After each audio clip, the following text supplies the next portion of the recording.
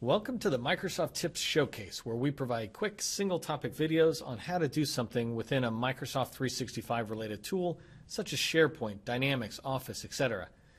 These tips are brought to you by SV MacPack, a certified veteran-owned and hub-zone consulting firm supporting primarily the U.S. federal government. In support of our customers' need to maximize the value of the tools they currently invest in, we started creating video tips. We hope these videos help you as well. This video is a part of a series of videos that began with episode 15, introducing you to Microsoft 365 as if this is the first time you're really seeing any of it.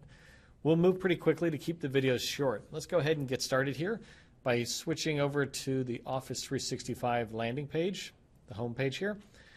So we're going to talk about OneDrive, and you'll find that right there on the apps. You'll see my mouse hovering there, as well as up here in the app launcher. OneDrive is the cloud icon there.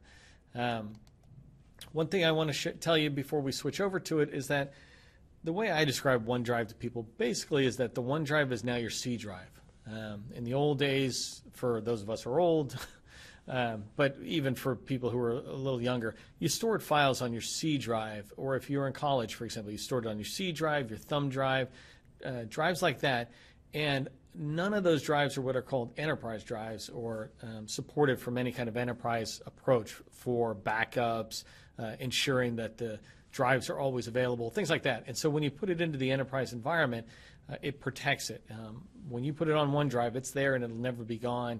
And the amount of downtime is so small, it's the equivalent of a sand in a sand pile kind of thing. So you always want to push it out there. And that's the idea of OneDrive. One other major difference between OneDrive and other storage options are OneDrive is controlled completely by you.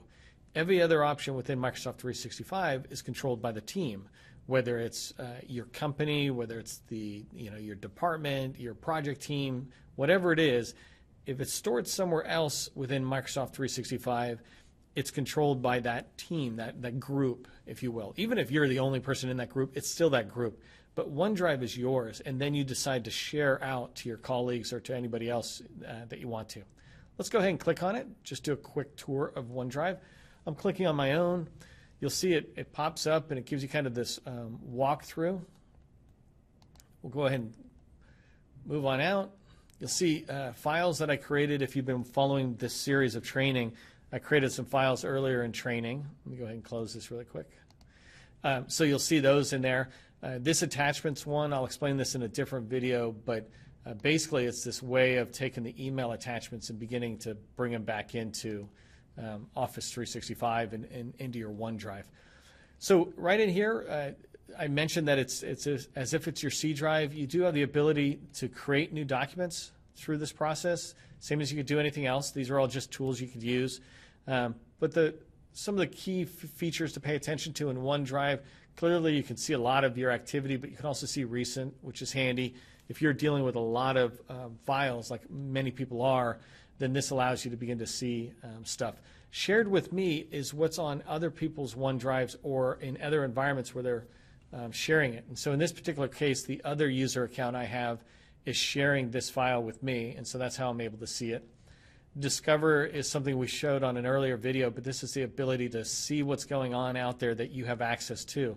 So this goes out into OneDrive, into Microsoft 365 SharePoint sites, team sites, groups, etc. So you begin to find what's out there and be able to bring it back and discover it.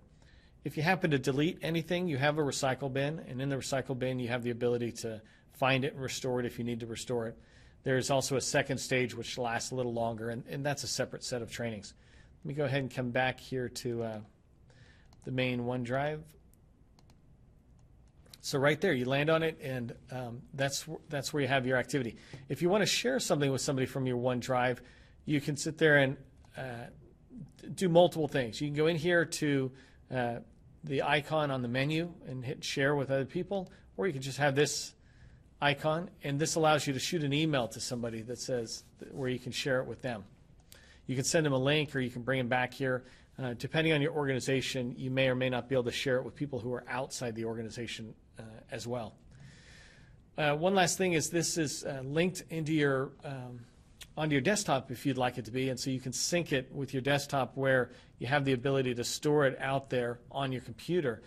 I do that myself, where I'm able to have my files on my computer. Whether I'm logged in or not, I'm able to access that information. And when I am logged in to 365, it all syncs up so that both what's on the cloud and what's on my computer in sync.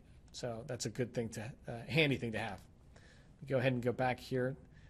One of the things you'll notice in Microsoft 365 is there's always multiple ways to get to certain things. So I showed you, you can get to OneDrive here through this app icon.